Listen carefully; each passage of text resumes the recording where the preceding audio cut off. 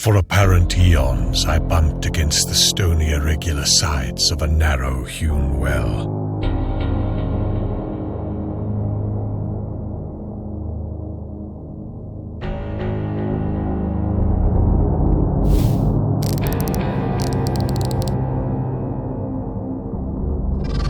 My nostrils were assailed by a scarcely definable menace, a creeping odor of damp and staleness, curiously.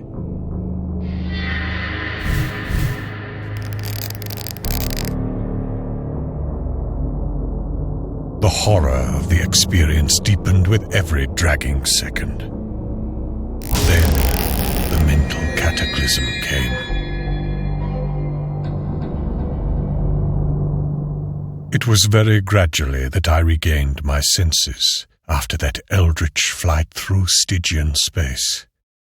I must be lying helpless in some nameless cavern world toward the core of the planet. My bonds were still biting into me with unloosened force. I used all the art of a lifetime to free myself, as I had so often done amidst the glare of lights and the applause of vast crowds.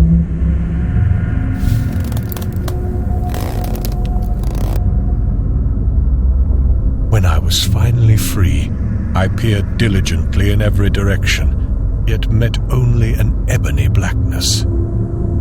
Obviously, I ought not to walk at random, so I paused to note the direction of the cold, fetid, natron-scented air current.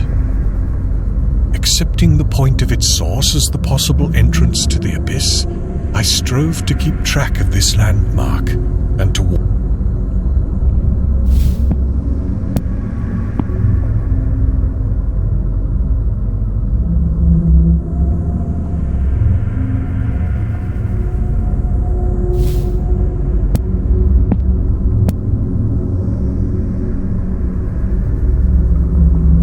My head struck against a hard object. It was the base of a column of unbelievable immensity, whose surface was covered with gigantic chiseled hieroglyphics.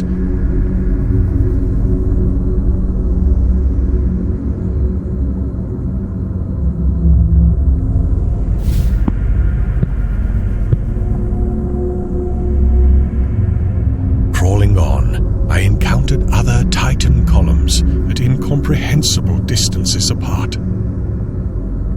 Suddenly, I began to hear, faintly and afar off, the morbid and millennial tramping of the marching things. It was hideous that footfalls so dissimilar should move in such perfect rhythm. The tramping drew nearer. Heaven save me from the sound of those feet and paws and hooves and pads and talons.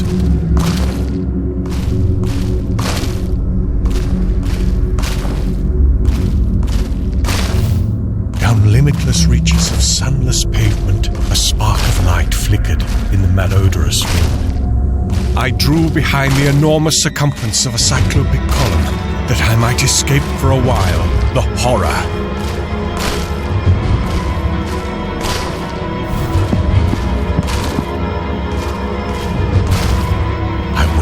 Look at the marching things. But God, their crazy torches began to cast shadows on the surface of those stupendous...